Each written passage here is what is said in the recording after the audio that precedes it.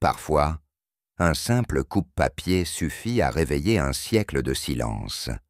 Dans un manoir battu par le vent, les non-dits ont tissé leur toile, et le mensonge s'est transmis comme un héritage. Ce soir, c'est au cœur de l'ombre que la vérité va s'éclairer, doucement, implacablement. Avant de commencer, dis-moi en commentaire, d'où écoutes-tu cette histoire, et quelle heure est-il chez toi, prête à... Entrons dans l'histoire.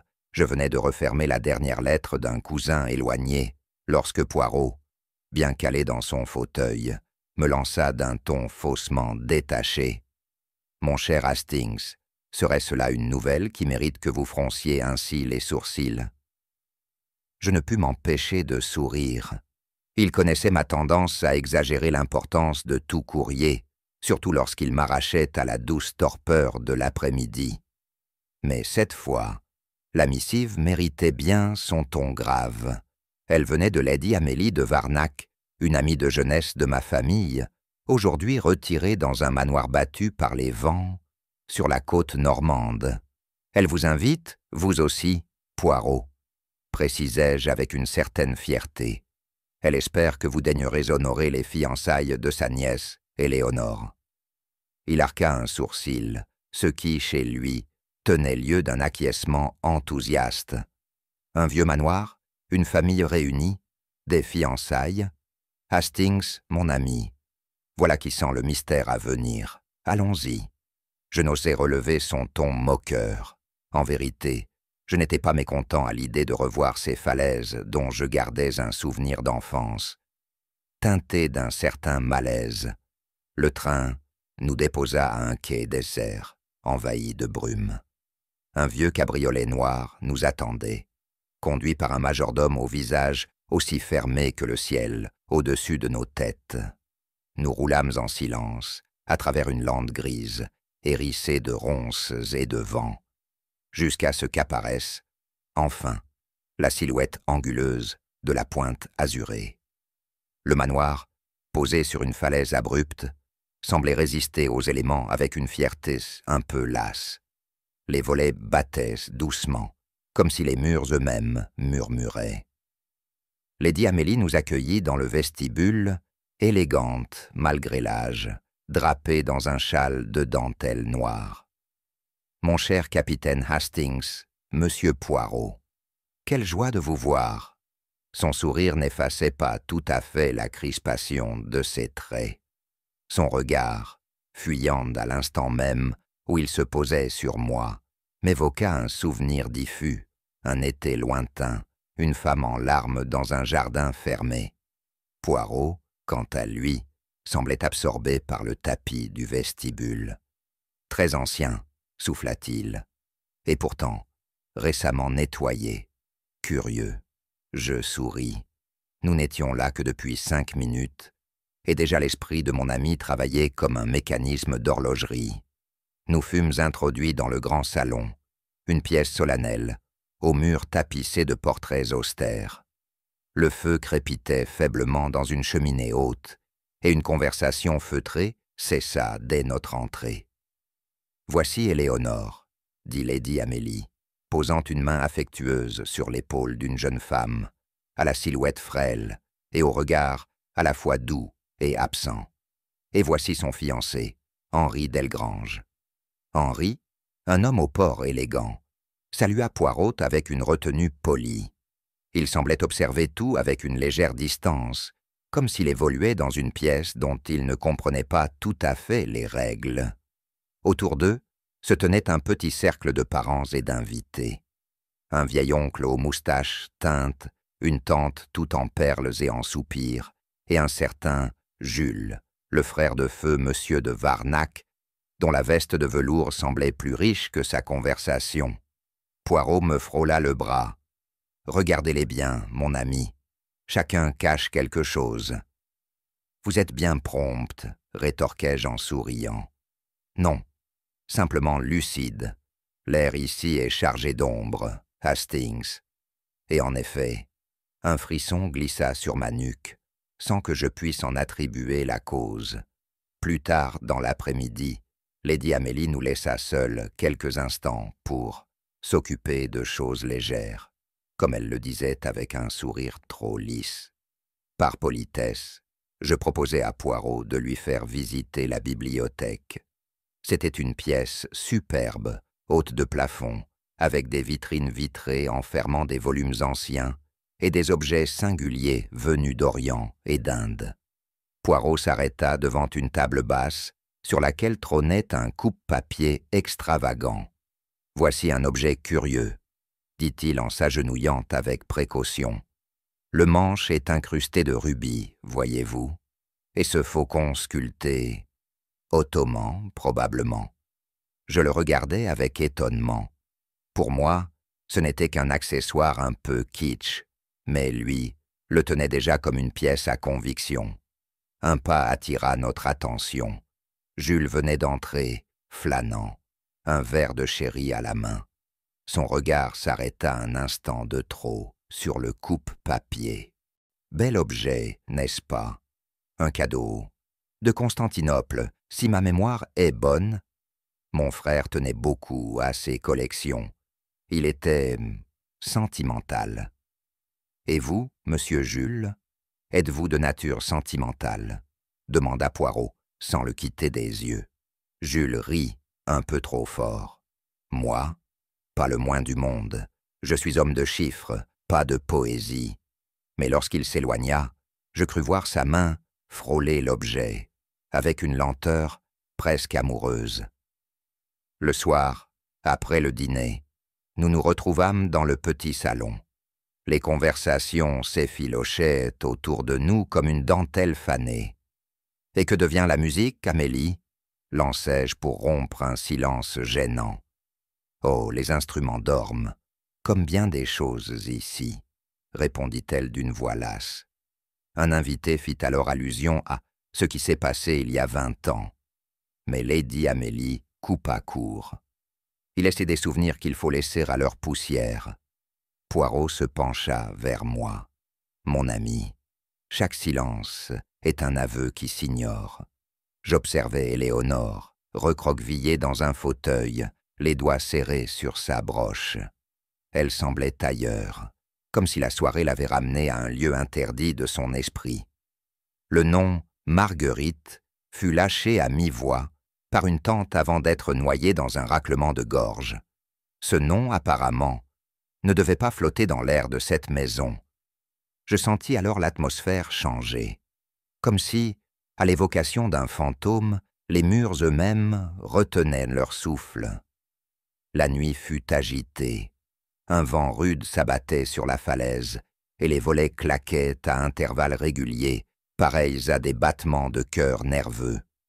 Je dormais à peine lorsqu'un léger bruit me fit me redresser. Des pas glissaient dans le couloir, puis, plus distinctement, un froissement, venant de la bibliothèque. Je me levai, prudence en main, et croisai Poirot déjà debout, en robe de chambre impeccable. Nous entrâmes doucement. La pièce semblait intacte, rien ne bougeait. Le coupe-papier était à sa place, figé dans la lumière lunaire comme une relique sacrée. « Quelqu'un est venu, mais il n'a rien pris, » murmura Poirot. « Ou bien il a remis ce qu'il avait emporté, » pensai-je tout haut. Il me jeta un regard énigmatique. « Vous progressez, Hastings, mais parfois, le vrai vol, c'est un regard. » Et dans le silence, le mystère, déjà, se refermait sur nous comme une mer froide. La salle à manger, longue et solennelle, nous accueillit dans une lumière tamisée. Un lustre de cristal oscillait doucement au-dessus de la table, comme suspendu entre passé et présent. Lady Amélie avait veillé à la disposition parfaite des couverts. Rien ne semblait laissé au hasard, sauf peut-être les émotions. Autour de la table, les invités se placèrent avec une lenteur mesurée, chacun semblant éviter soigneusement le regard de l'autre. Éléonore prit place à la droite d'Henri, qui lui adressa un sourire à la fois tendre et inquiet. À l'autre extrémité, Jules, l'oncle, versa lui-même son vin. la main légèrement tremblante. Les premières minutes du dîner furent remplies de banalités. On évoqua la météo rude, les fromages du pays, les difficultés du train à l'heure. Mais sous ces échanges anodins, quelque chose d'impalpable s'épaississait, une tension latente, faite de soupirs contenus, de sourires mécaniques, de regards échappés. Poirot, lui, dégustait sa soupe avec une minutie presque comique. Mais je connaissais ce masque de gourmandise. C'était celui qu'il arborait lorsqu'il écoutait plus qu'il ne goûtait. Et ce soir, où l'écoutait intensément. La conversation, un instant égayée par les souvenirs d'un été à Biarritz, bifurqua brusquement lorsque Jules mentionna l'avenir d'Éléonore en ces termes. Il est rassurant de savoir que la succession restera dans la famille. Enfin, du bon côté. Un silence inconfortable s'installa, comme un frisson partagé. Henri baissa légèrement les yeux, tandis qu'Éléonore fixait son assiette. « Il me semble, dit doucement Lady Amélie, que ce genre de considération n'a pas sa place ce soir. Nous célébrons une union, pas un testament. » Mais l'oncle insista, avec un rire pincé. « Une union, oui, mais les chiffres, chère sœur, n'attendent pas le mariage pour dire leurs mots. » Je lançai un regard à Poirot, qui s'était figé dans une pose attentive. Je perçus alors l'agitation sous-jacente. L'héritage de la famille de Varnac était une question sensible, trop sensible. Éléonore se leva un instant pour aller chercher un verre d'eau sous prétexte d'un malaise passager. Henri ne bougea pas, et dans son immobilité, il y avait quelque chose de contenu, une colère ou une certitude, je n'aurais su dire. La conversation ne retrouva jamais tout à fait sa légèreté. Le dessert venait d'être servi, une tarte aux figues, étrange choix en cette saison, lorsque Henri soudain se leva, le verre à la main. Son visage était grave, presque solennel. « Permettez-moi, dit-il, de porter un toast. » Le silence tomba aussitôt, comme si chacun pressentait que ces mots ne seraient pas anodins. « À Éléonore, commença-t-il, à son courage, à sa loyauté, et à sa capacité de voir au-delà des apparences. » Il marqua une pause. Lady Amélie fronça légèrement les sourcils. Jules regardait ailleurs. Moi-même, je ne savais comment interpréter ces mots. « Il est des vérités, » poursuivit Henri, « qu'on garde pour protéger ceux qu'on aime. Mais un jour ou l'autre, elles réclament d'être dites. » Sa voix tremblait à peine. Il leva son verre, le vida d'un trait, puis se rassit, les yeux fixés sur la nappe blanche. Le silence fut long, troublé seulement par un léger raclement de gorge et le bruit d'un couteau tombant sur une assiette. Poirot, immobile, le regard à demi baissé, ne dit rien. Mais je sentis que ce toast venait de modifier quelque chose dans l'équilibre fragile de cette soirée. Et moi, pour la première fois, je redoutais la suite. À peine le dîner achevé, les invités se dispersèrent dans la maison, comme des ombres qui fuirent la lumière. Lady Amélie prétexta une migraine. Jules sortit fumer un cigare dans le jardin d'hiver. Éléonore, elle, disparut sans un mot. Je m'apprêtais à rejoindre Poirot dans le salon, lorsqu'un mouvement me retint. Henri venait de quitter la salle à manger à grands pas, le visage fermé. Il traversa le hall sans un regard pour quiconque et s'engagea dans le couloir de l'aile ouest, celui qu'on disait rarement emprunté. Je crus entendre un murmure étouffé, puis le son rapide de pas précipités. Ceux de quelqu'un qui le suivait, peut-être Éléonore, ou quelqu'un d'autre. Je m'approchai à mon tour, poussé par une inquiétude sourde. Les portraits dans le corridor semblaient me scruter. Puis un bruit, discret mais clair. Le claquement d'une porte refermée trop vite. Je fis demi-tour, incertain. Je croisai Poirot, déjà en marche, sa silhouette glissant dans le silence, comme une lame invisible.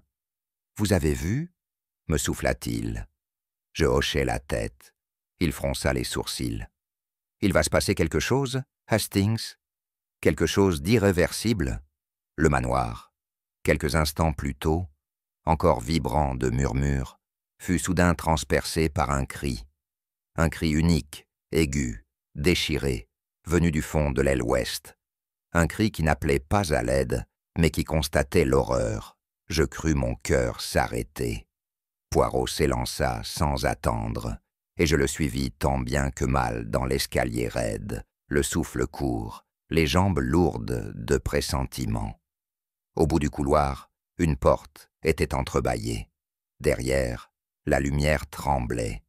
Et dans cette lumière, sur le sol, Henri gisait, les bras en croix, le regard figé d'un étonnement ultime. Un filet de sang s'échappait de sa poitrine, rouge sombre sur le tapis. Et là, planté entre deux côtes, l'objet, ce coupe-papier au rubis que Poirot avait observé dans la bibliothèque. Il brillait d'une lueur malsaine, comme s'il se repaissait de son œuvre.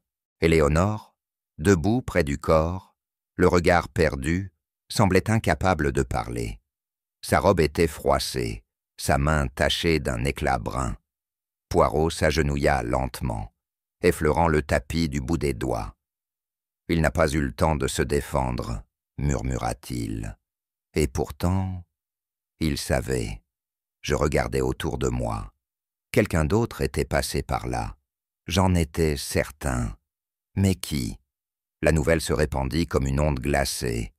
Les domestiques accoururent, les visages décomposés. Lady Amélie chancela, dut s'asseoir. Jules, blême, répétait « C'est impossible, pas ici, pas dans cette maison. » Mais c'est la sœur d'Henri, Mathilde Delgrange, arrivée à peine une minute après, qui brisa la stupeur. « Elle l'a tuée !» s'écria-t-elle en désignant Éléonore. « Elle ne l'aimait pas. Elle avait quelqu'un d'autre. Je l'ai entendue, moi. Elle voulait se libérer. » Éléonore ne répondit pas. Elle semblait absente à elle-même, comme vidée. Poirot ne dit mot. Il observait minutieusement le sol, la position du corps, l'angle de l'arme. Puis son regard se posa à nouveau sur l'objet, le coupe-papier. Je le vis tressaillir, presque imperceptiblement. « Ce n'est pas une arme de hasard, » dit-il à mi-voix. « C'est un symbole. » Mathilde continuait, hystérique. Elle lui a menti, elle l'a trahi. Il avait découvert quelque chose, j'en suis sûr. « Ce n'est pas la première fois qu'un cri précède la vérité, » fit Poirot d'un ton calme. « Mais ce n'est jamais le cri qui dit le vrai.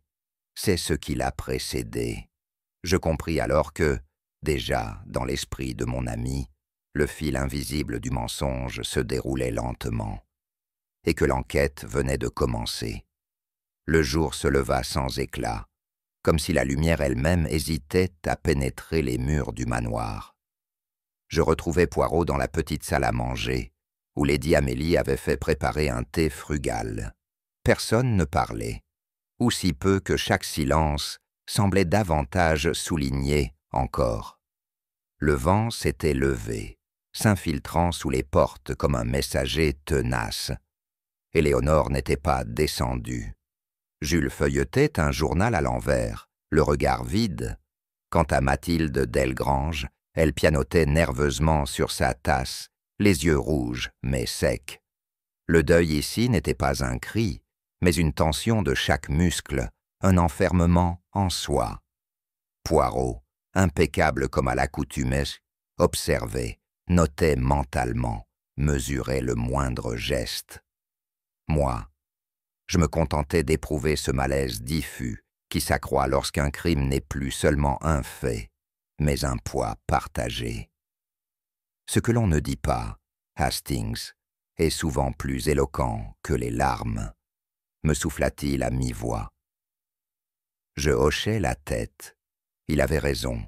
Ce n'était pas seulement la mort d'Henri que nous pleurions, c'était aussi la peur, la honte peut-être, et quelque chose d'autre encore, de plus profond, que nul n'osait nommer. Ce fut la jeune servante Léonie qui, en frottant un plateau d'argent, laissa échapper cette phrase, comme on éternue sans le vouloir. Monsieur Henry, il avait reçu une lettre, il l'avait lue, et puis il était devenu tout bizarre. Poirot se redressa légèrement, abandonnant son inspection d'un chandelier. Une lettre? Quand cela? Je ne sais pas, monsieur. Peut-être 2 ou 3 jours avant sa mort. Il était monté directement dans sa chambre après. Et il ne parlait plus beaucoup. Léonie s'éloigna aussitôt, troublée d'avoir tant dit. Nous montâmes à l'étage, dans les appartements d'Henri. Une pièce d'homme discret, ordonnée, sans prétention, presque fade. Aucune lettre sur le bureau, aucun papier dans la corbeille. On l'a retiré, dit Poirot en inspectant les tiroirs. Volé, peut-être, ou brûlé. Je regardais le rebord de la cheminée. Une tache grise me frappa. Là, il y a eu du papier, très récemment. Poirot acquiesça. Il saisit une pincée de cendre, la frotta entre ses doigts. Du papier fin, parfumé, je dirais, à l'iris ou au lilas. Il se tourna vers moi, son regard plus sérieux encore. Quelqu'un voulait effacer cette lettre, Hastings. Et l'effacer, c'est parfois plus révélateur que de l'écrire. En suivant l'aile ouest, celle où Henri avait été retrouvé, Poirot s'arrêta, net devant une porte, dont la poignée portait une trace fraîche de doigt. La poussière avait été soufflée presque timidement. Voilà une pièce qui n'a pas été ouverte par le personnel de ménage, dit-il, en examinant le loquet. Il ouvrit. Une odeur douceâtre nous frappa aussitôt.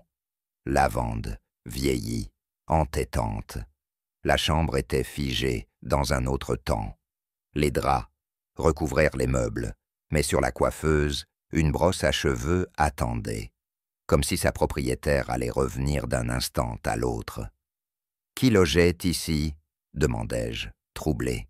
« Hastings, je pense que nous venons d'entrer dans la chambre de Marguerite. » Le nom résonna dans le silence.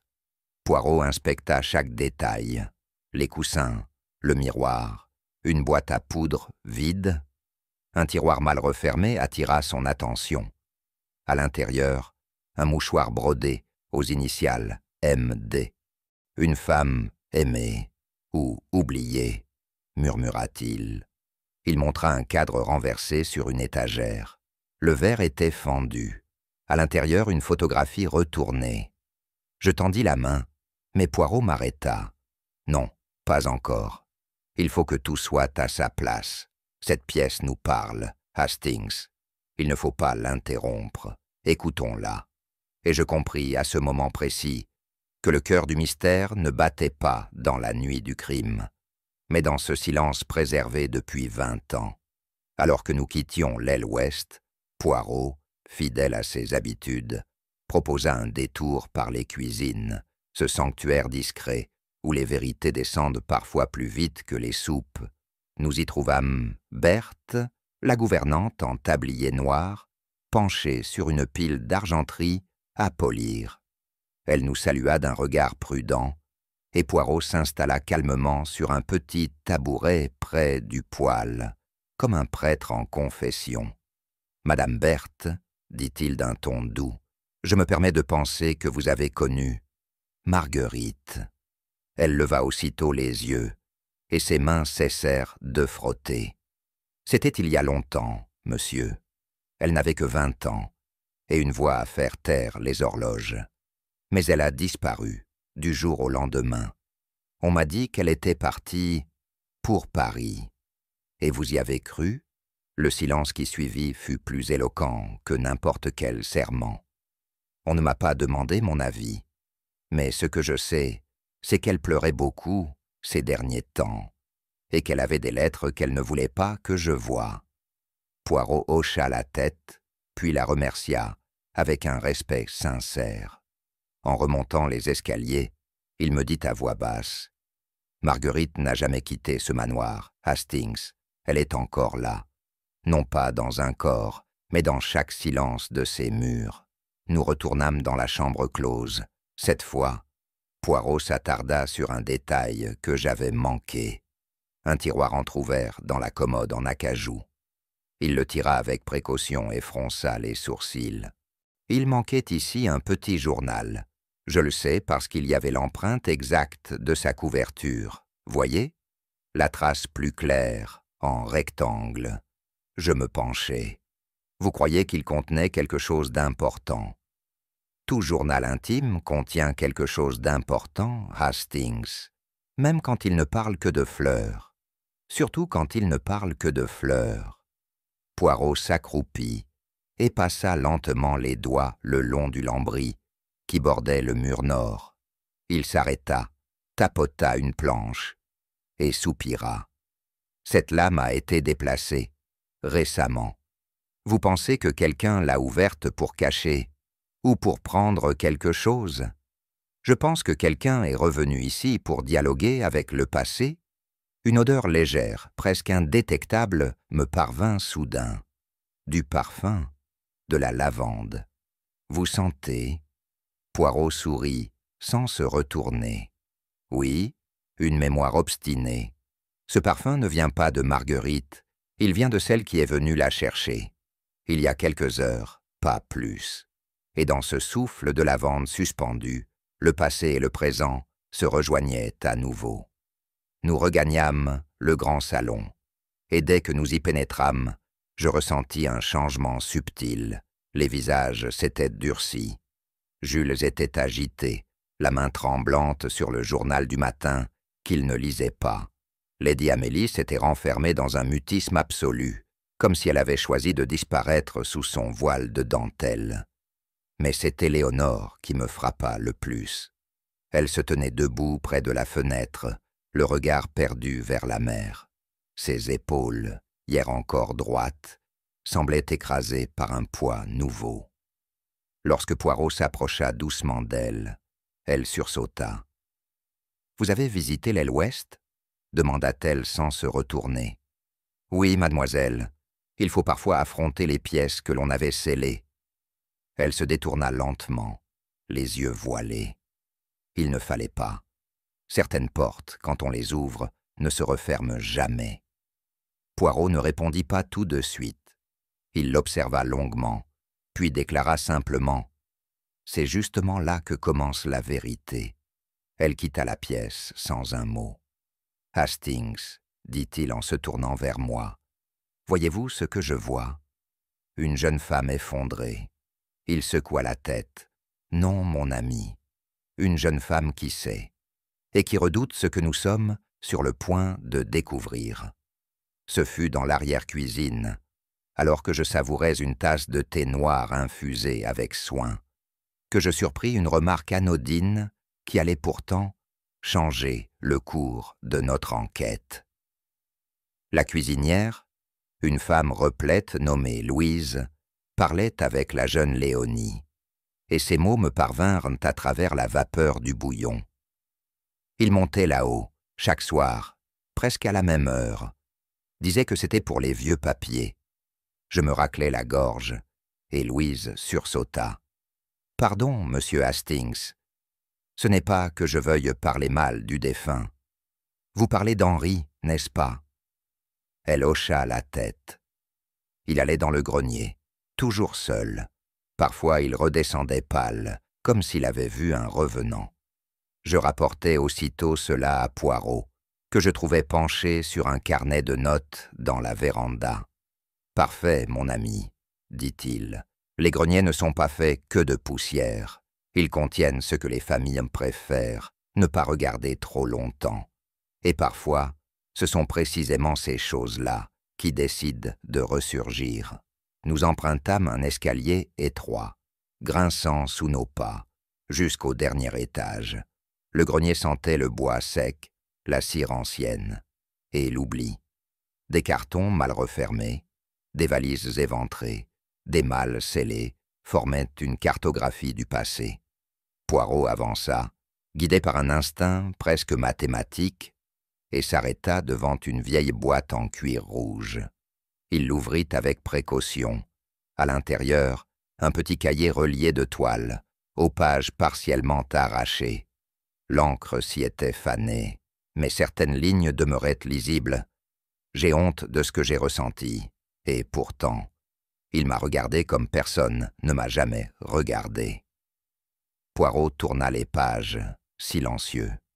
Puis, sous le carnet, une photographie, ancienne, noir et blanc, aux bords effilochés.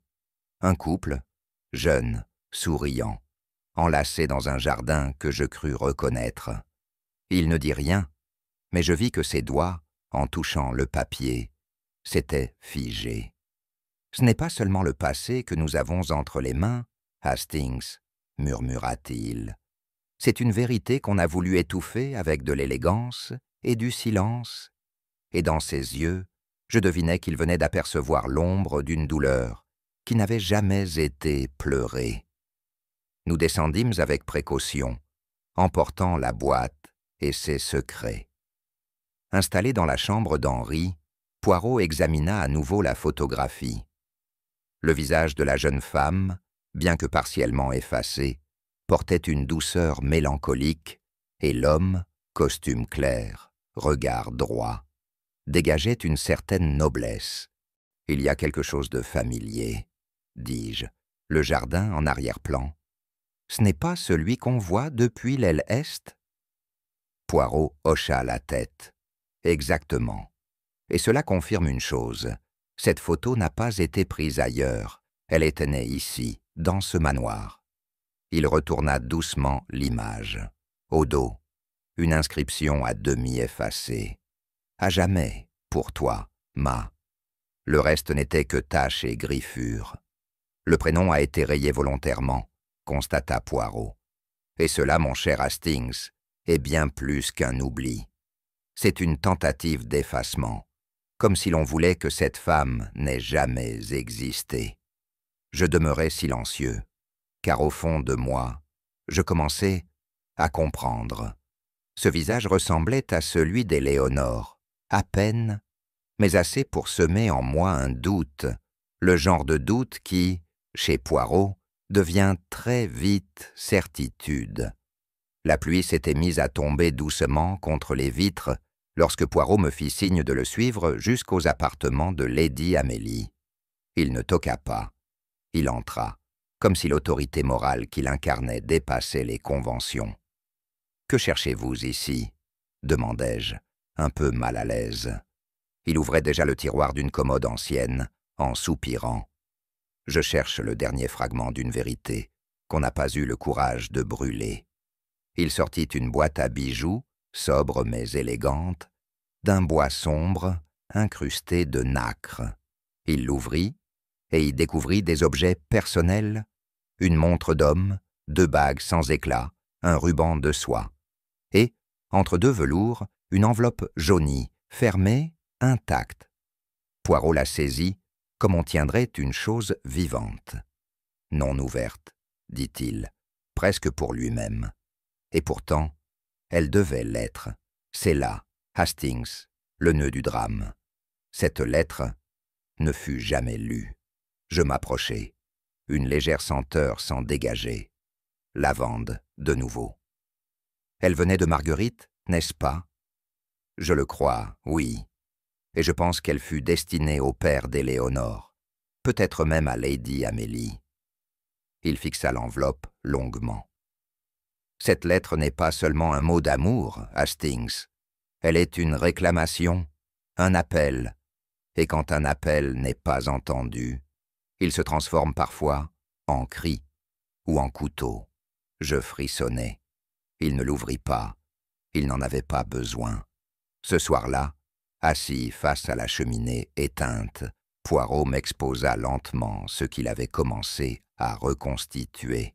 Il y avait un homme, Hastings, probablement le père d'Éléonore, une jeune gouvernante, Marguerite, un amour interdit, dissimulé, et un enfant, peut-être, né dans l'ombre. Je demeurais interdit. Un enfant. Oui, c'est ce que tout indique. Regardez. La lettre que l'on cache, la chambre que l'on scelle, le journal où l'on avoue sans jamais nommer. Et cette photographie, c'est une déclaration muette. On ne garde pas ce genre d'image si l'on n'a rien à transmettre. Il marqua une pause. Henri aurait pu découvrir cela en fouillant dans les archives. Il aurait pu comprendre qu'il n'était pas celui qu'il croyait être, ou qu'Éléonore n'était pas celle qu'il devait aimer. Je m'étranglais à cette idée. Vous insinuez que ce crime serait né d'un inceste évité de justesse ou révélé trop tard? Poirot fixa les flammes imaginaires. Il faut toujours se méfier de ce que les familles cachent derrière la bienséance. Ce triangle-là, Hastings, n'était pas romantique. Il était tragique. Et toute la maison, depuis 20 ans, semble bâtie pour qu'on ne le voie jamais. Il se leva alors. Demain, nous poserons les vraies questions. Et dans son regard, je vis poindre non pas la résolution, mais la pitié. Ce fut au détour d'une conversation avec le notaire du domaine, un certain maître Fléchette, que Poirot obtint une information qui le fit se redresser avec cet éclat particulier dans le regard, annonciateur d'un pivot dans son raisonnement. Monsieur Jules de Varnac, mais il est au bord de la ruine, monsieur Poirot. Il a hypothéqué ses terres, perdues dans des placements douteux. C'est un secret de polichinelle dans le monde bancaire. Poirot acquiesça, les doigts croisés, avec soin. Et Henri Delgrange, était-il au courant de ces difficultés? Parfaitement. Henri était l'un des garants familiaux du testament initial, et il avait tout récemment demandé à consulter les livres de succession. Je crains qu'il ait eu l'intention d'en parler à Lady Amélie. Nous quittâmes le cabinet, et je sentis, pour la première fois, que le puzzle s'ordonnait. Un homme criblé de dettes, un héritier désireux de moralité, une querelle financière en suspens. Tous les éléments s'alignaient. « Jules a un mobile », dis-je en regardant Poirot droit dans les yeux. « Un mobile clair. » Il incline la tête, presque imperceptiblement. « C'est une en hypothèse, Hastings. Mais parfois, un mobile trop parfait est comme une vitrine bien éclairée. Il attire le regard, pour mieux détourner l'attention. Ce fut Léon, le valet de chambre, qui, le lendemain matin, se confia à nous alors qu'il nettoyait les vitres de la bibliothèque. Monsieur Jules et monsieur Henri se sont parlé ici, la veille du drame. Parler ou disputer? Demanda Poirot doucement. Disputer, oui, mais à voix basse, comme des hommes qui savent qu'on peut les entendre. Vous avez saisi des mots? Léon hésita, jetant un œil par-dessus son épaule. Juste une phrase. Monsieur Henri a dit « Je ne couvrirai pas ça, pas même pour la mémoire de votre frère. » Et monsieur Jules a rétorqué « Alors vous signez votre arrêt. » Le silence qui suivit pesait lourd. Poirot leva les yeux vers la grande pendule du salon. « Et à quelle heure cela s'est-il produit, mon ami? » « Peu après 10 heures, monsieur. » Je serrai les poings. Cela concordait, tout concordait. Mais Poirot restait pensif. « Merci, Léon, » dit-il en inclinant légèrement la tête. Et tandis que le domestique s'éloignait, je vis naître dans les yeux de Poirot non pas la satisfaction du doute levé, mais l'ombre d'une question nouvelle. Je n'y tins plus. Dès que nous fûmes seuls, je me tournai vers Poirot avec une exaltation presque enfantine. Enfin, vous ne pouvez plus douter maintenant. Jules avait tout, l'occasion, le mobile, l'accès aux coupes papier. Même les mots de Léon le confirment. Poirot m'écouta en silence, les doigts croisés sous le menton, comme s'il attendait que ma fièvre se calme d'elle-même. Hastings, vous êtes un cœur loyal et une âme droite, mais vous oubliez une chose essentielle. Quoi donc? L'ordre. L'ordre des événements, leur logique intime. Ce n'est pas parce que tout semble pointer vers un homme qu'il est forcément le coupable. Parfois, une piste trop évidente a été posée pour être suivie. Je fis un geste de dépit.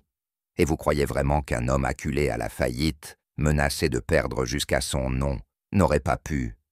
Je crois Hastings, qu'un homme acculé agit souvent avec brutalité, mais rarement avec subtilité. Or ce meurtre est tout sauf brutal. Il est mis en scène, pensé. Je voulus répliquer, mais au fond de moi, un doute s'installait, et Poirot, lui, restait impassible. Ce fut au matin du 4e jour que Poirot découvrit, glissée sous la porte de notre chambre, une enveloppe sans nom, sans cachet, sans timbre. Le papier était jauni, le bord déchiré irrégulièrement, comme arraché d'un plus long document. Il la saisit délicatement et l'ouvrit. À l'intérieur, un simple feuillet plié en deux. L'encre avait pâli, les lignes dansaient presque, comme si le tremblement d'une main trahissait l'intensité de l'aveu. Je m'approchai, curieux. Poirot lut à mi-voix. Il ne devait jamais le savoir, cela aurait tout brisé. Mais je n'ai pas eu la force de détruire cette vérité. Si vous lisez ceci, sachez que je ne voulais pas qu'il souffre. Il replia lentement le papier, le regard grave. C'est un fragment. La lettre entière a été déchirée, mais ce passage a été conservé, puis transmis. Et cela, Hastings, est un geste chargé de sens. Qui aurait pu faire cela? Et pourquoi maintenant?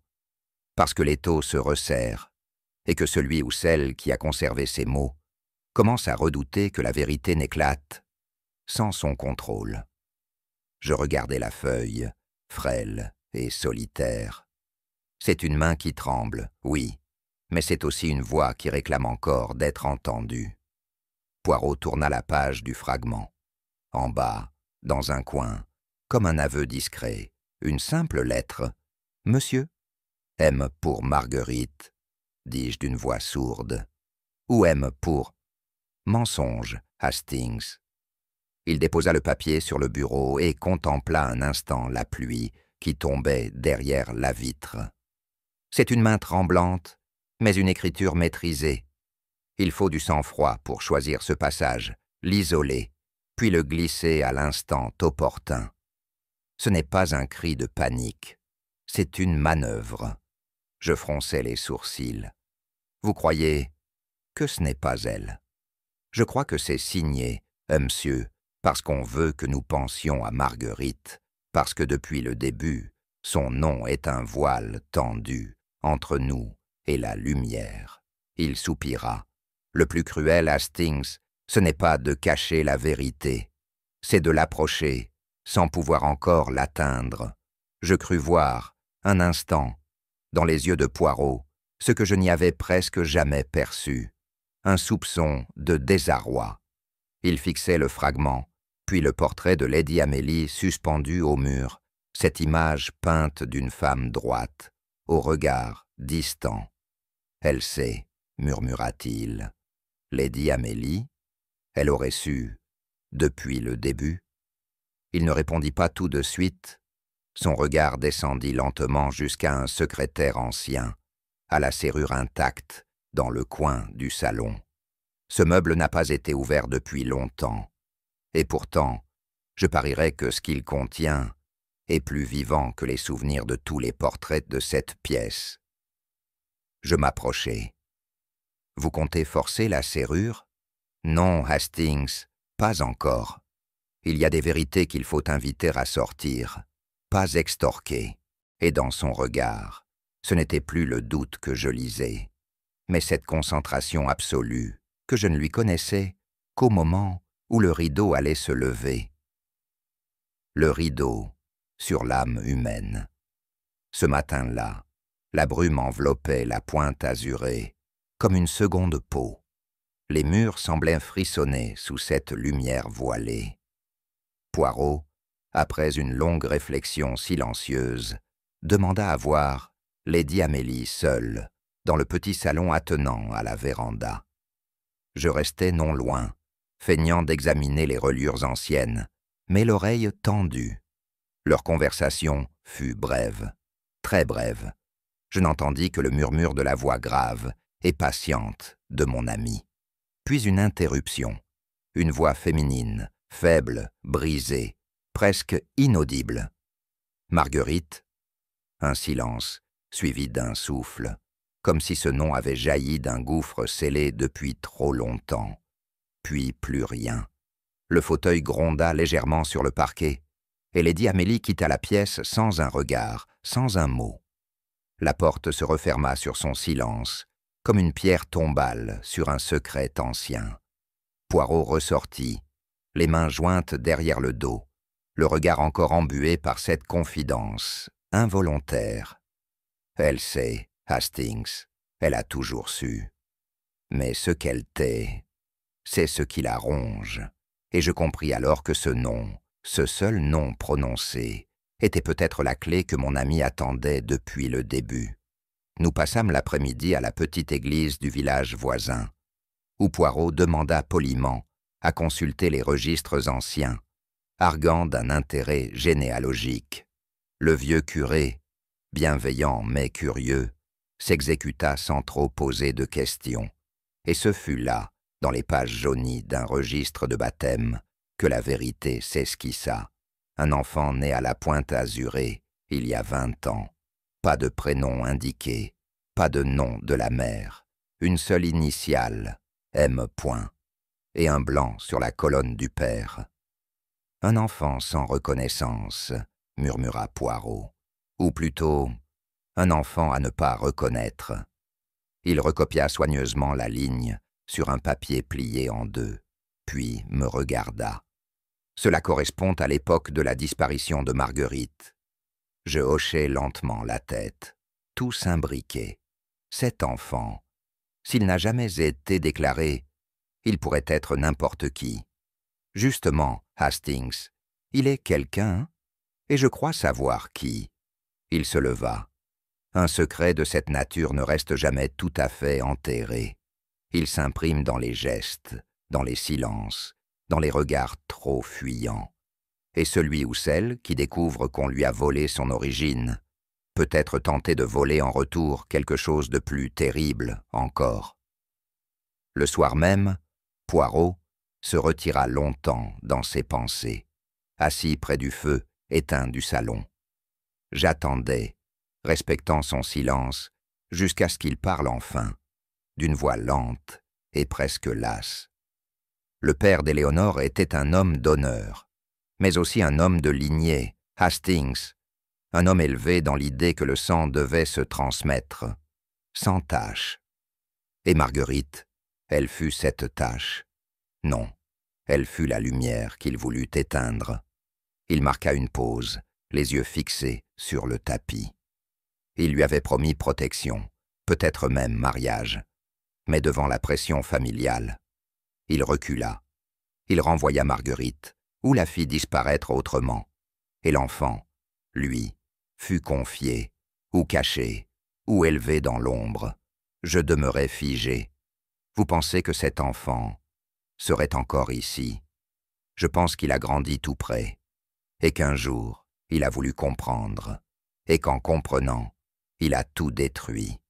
Il se leva lentement.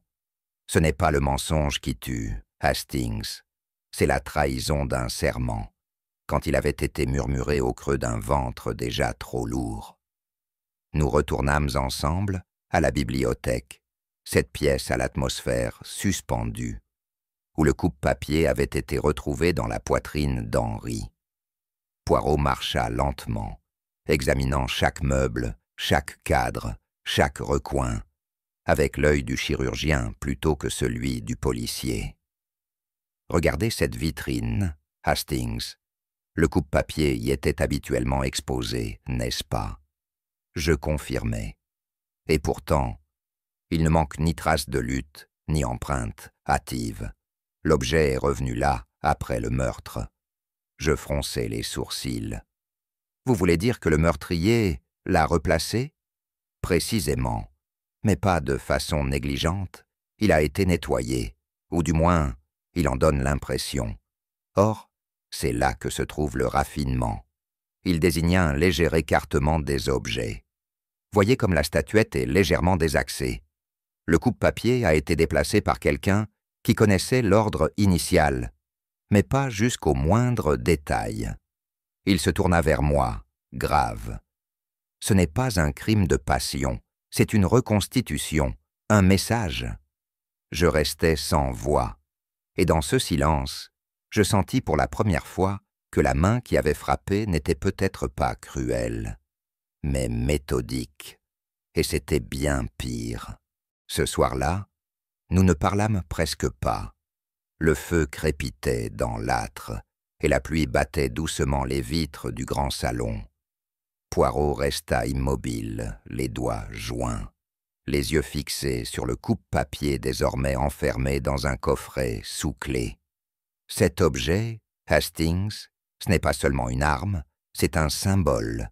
Il incarne tout ce que cette maison a voulu dissimuler. Je hochai la tête, sans oser briser le silence. Le manche de rubis, éclatant, presque royal. Et la lame, fine, élégante, mais capable de tuer si elle est bien dirigée. N'est-ce pas là toute la tragédie de cette lignée? Une façade noble, brillante, et un cœur trop affûté pour ne pas blesser. Il soupira. Marguerite était la faille. Elle fut aimée, mais jamais assumée, chassée, réduite au silence. Et l'enfant, fruit de ce silence, est devenu à son tour un cri. Je sentis une étrange tristesse en moi. Ce n'était pas un simple meurtre, c'était un effondrement discret, intime, dont les racines plongeaient dans des promesses oubliées. Poirot reprit.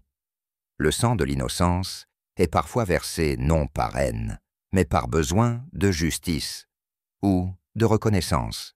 Il se leva enfin. Et maintenant, Hastings, nous allons rassembler tous les fils, car bientôt, il faudra que le rideau se lève et que chacun regarde enfin ce que les générations précédentes ont laissé derrière elles. La décision fut prise dès le petit matin. Poirot, la mine grave mais le port droit, demanda à Lady Amélie qu'une réunion ait lieu dans le grand salon à 17 heures précises. Il ne donna aucun motif, mais son ton ne laissait place à aucun refus. Tous, dit-il, la famille, les domestiques. Personne ne doit manquer. Je sus aussitôt que le moment tant attendu approchait. Celui où la logique implacable de mon ami allait déployer ses fils invisibles. À l'heure dite, nous prîmes place dans cette pièce figée dans le passé.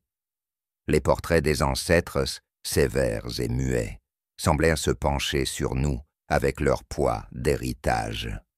Jules s'installa le premier, nerveux, agitant distraitement son foulard. Lady Amélie demeurait de marbre, mais ses mains trahissaient un léger tremblement. Éléonore, pâle, s'assit sans dire un mot, les yeux vides. Mathilde, droite comme un roseau, observait chacun avec une vigilance acide. Poirot, debout devant la cheminée, éteinte, prit une grande inspiration. « Mes amis, il est temps de faire la lumière, non pas seulement sur un meurtre, mais sur une injustice enfouie depuis 20 ans. Et à cet instant, je sentis que les murs eux-mêmes retenaient leur souffle.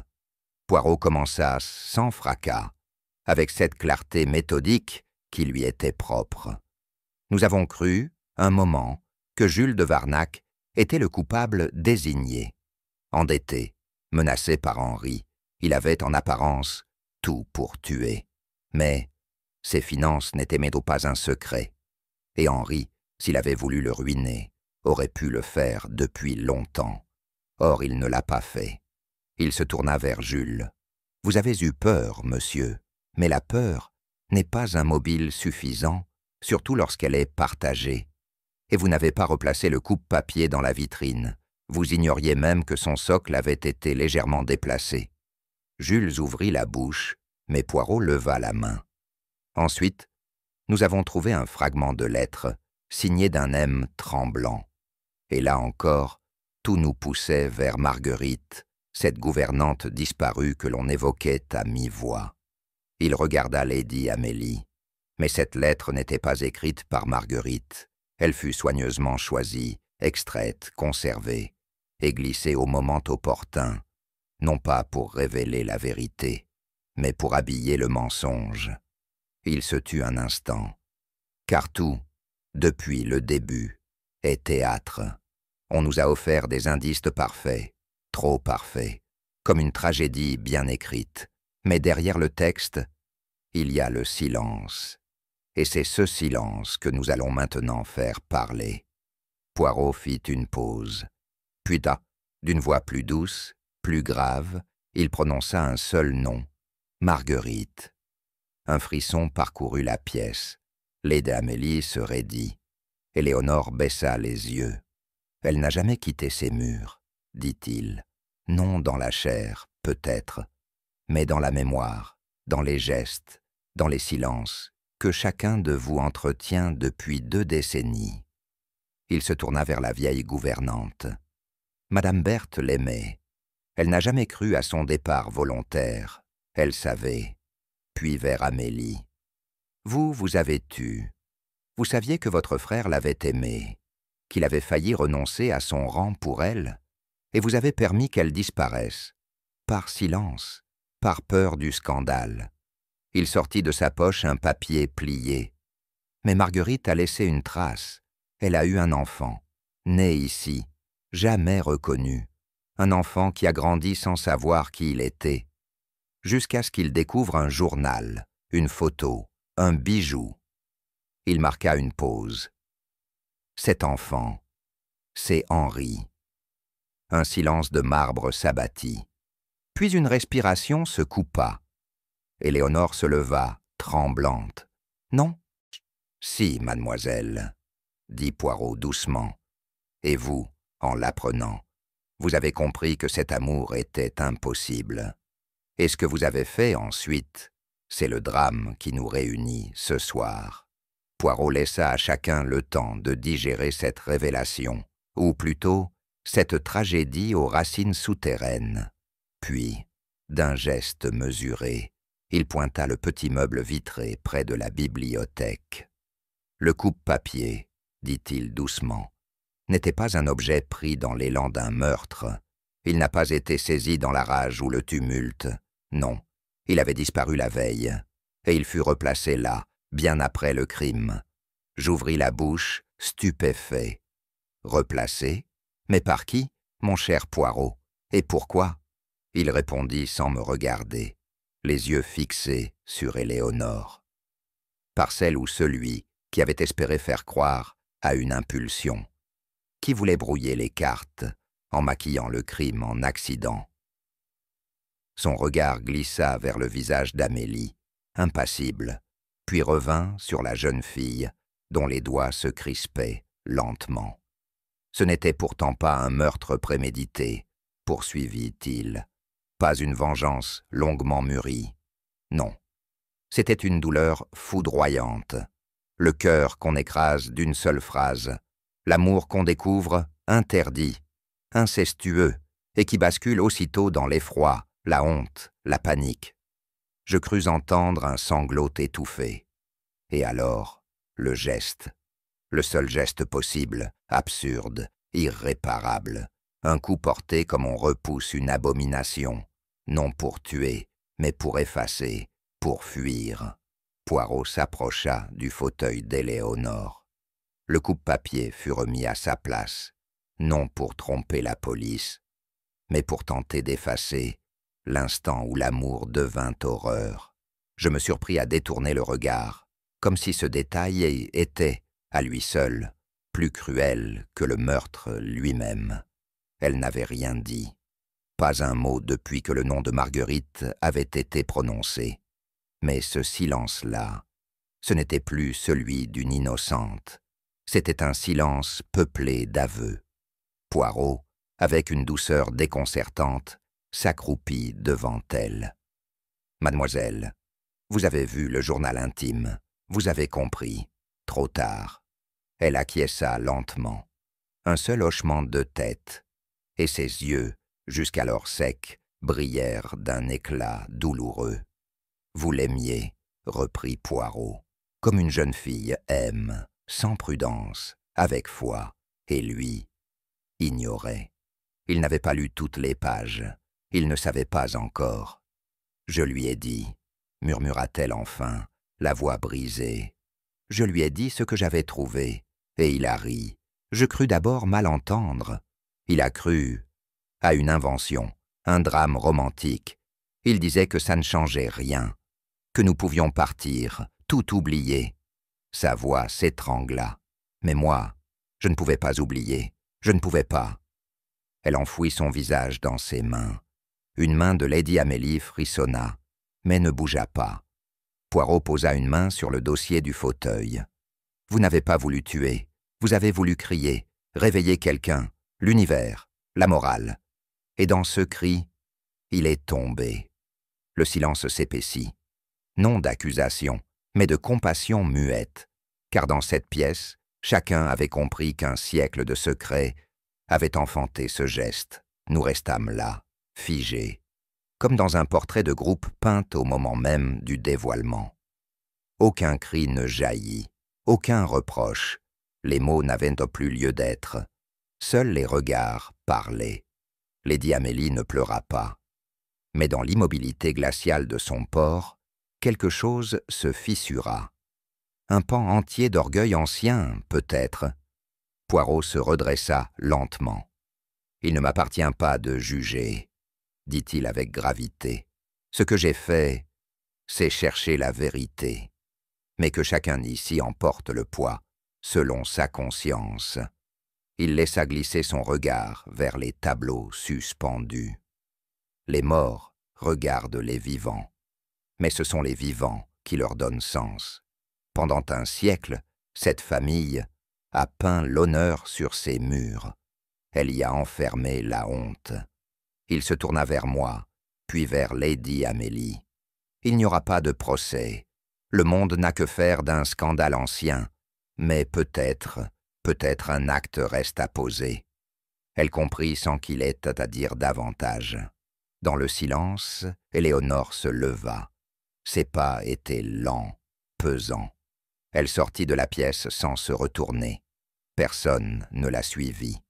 Poirot demeura là, un instant, avant de souffler, comme à lui-même. Quand on ensevelit le passé sans justice, Hastings, il revient, et réclame du sang. Je n'osais répondre. Les visages des ancêtres nous regardèrent toujours, mais désormais, ils semblaient avoir baissé les yeux. Ce fut dans le petit salon gris, à l'abri des portraits et des ombres historiques, que Poirot demanda à s'entretenir seul avec Lady Amélie. Je ne fus pas convié, mais je l'observais s'éloigner d'un pas raide, tenant toujours, comme un talisman, son éternel mouchoir brodé. Plus tard, mon ami me rapporta le contenu de leur échange, ou, du moins, ce qu'il jugea utile de me confier. « Lady Amélie, dit-il, le nom des de Varnac n'est pas encore traîné dans la boue. Mais cela ne dépend plus de moi. » Elle ne répondit pas tout de suite. Puis d'une voix étrangement calme. « Que voulez-vous, monsieur Poirot ?» Il ne demanda ni aveu ni larmes. Il proposa un accord silencieux, une retraite digne, une fermeture de rideau sans fracas. Aucune lettre aux autorités, aucun nom prononcé hors de ses murs. Mais en retour, dit-il, elle doit partir, ce soir, et ne plus jamais revenir ici. Lady Amélie hocha la tête, lentement, comme si elle enterrait non une nièce, mais un siècle de mensonges.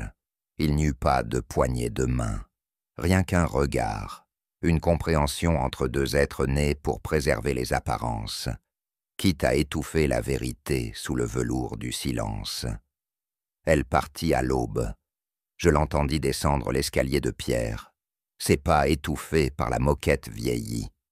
De la fenêtre de ma chambre, je la vis franchir le seuil du manoir sans se retourner.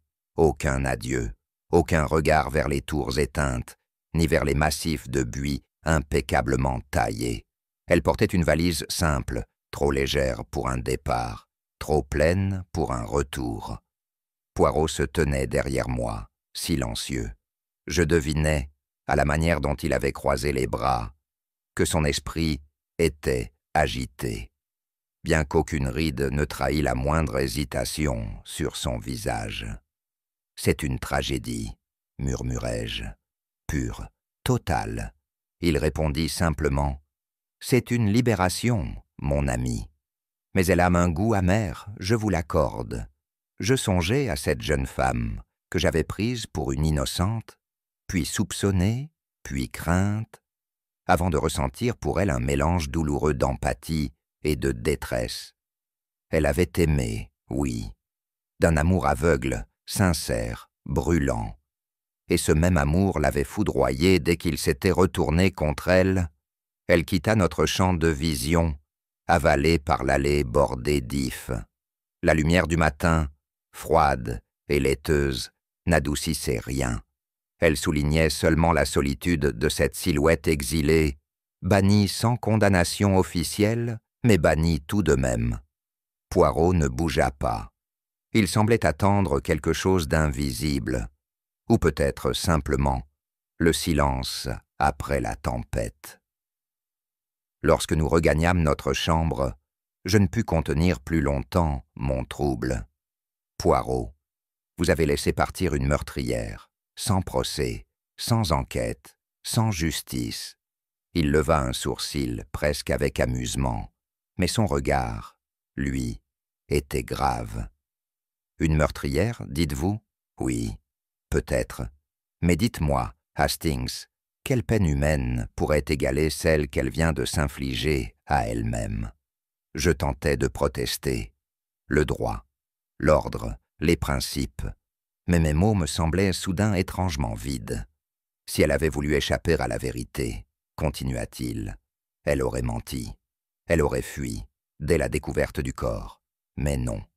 Elle a attendu, silencieusement, résignée. Je m'assis, les épaules lourdes. Le manoir tout entier paraissait figé dans une torpeur d'après-drame. Et Jules, et Lady Amélie, tous ces gens qui ont menti, couvert, manipulé, rien ne leur sera demandé. Poirot croisa les mains. Ils seront jugés, mon ami, mais pas par les tribunaux, par leur mémoire, leur nuit, leurs héritiers. Ce sont des peines plus lentes, plus corrosives, mais parfois plus redoutables que les barreaux d'une cellule. Je me tus, car au fond de moi, je sentais qu'il avait raison. Et pourtant, une part de moi, irréductible, criait encore à l'injustice. Vous appelez cela la justice, Poirot? Il ferma les yeux un bref instant. Non, Hastings, je l'appelle la vérité, et elle est parfois plus implacable que la loi. Ce fut après le déjeuner, ce jour-là, que nous marchâmes jusqu'aux falaises. Le vent salé fouettait nos visages, et l'herbe rase ondulait autour de nous comme une mer de linceul. Poirot tenait dans sa main un objet enveloppé d'un foulard de soie. Je n'eus pas besoin de demander ce que c'était. Arrivés à la crête, il s'arrêta. Lentement, il déplia le tissu. Le coupe-papier brillait faiblement.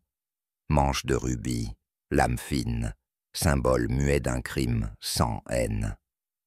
C'est un instrument curieux, dit-il doucement, pensé pour ouvrir des lettres d'amour, et qui a tué un cœur aimant. Il resta un instant immobile, comme s'il pesait un jugement invisible, puis d'un geste mesuré, presque rituel, il le jeta dans le vide.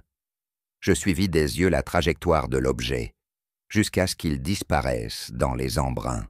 « Vous enterrez les preuves, murmurai-je. « Non, répondit-il. Je libère les vivants de l'emprise des morts. Ce coupe-papier n'est plus une arme, il est une mémoire trop lourde. » Je ne répliquai pas.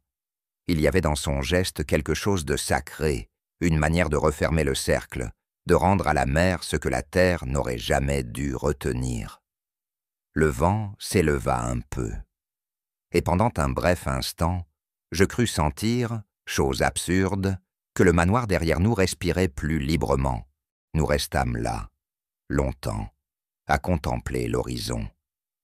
Le ciel se mêlait à la mer dans une teinte gris-bleu incertaine, comme si les limites entre ce qui est et ce qui fut s'étaient effacées. Poirot ne parlait plus. Et moi, je n'osais rompre ce silence. Enfin, il dit, « Il est des vérités, Hastings, qu'on ne doit pas crier, mais qu'on ne peut plus taire. Je hochai la tête, incapable d'ajouter quoi que ce soit. Puis il ajouta, d'une voix plus basse, « Quand le passé est enterré sans justice, il revient pour exiger du sang. » Je frissonnai, non de peur, mais d'un étrange sentiment de fatalité. Comme si ce lieu, ce crime, cette famille, n'était que le dernier écho d'un vieux cœur tragique dont le monde se détourne trop vite.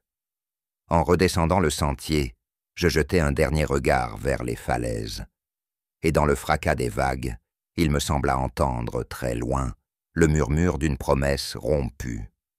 Le silence, lorsqu'il dure trop longtemps, ne disparaît jamais. Il attend, tapi dans les souvenirs, qu'un cœur fragile ose le briser. Et vous, auriez-vous deviné que la vérité dormait dans un tiroir refermé par l'oubli? Si cette histoire vous a touché, liquez-la, partagez-la avec d'autres amoureux d'énigmes, et abonnez-vous pour d'autres récits où les secrets chuchotent encore. Car parfois, ce que l'on croit éteint continue de brûler, au fond d'une âme.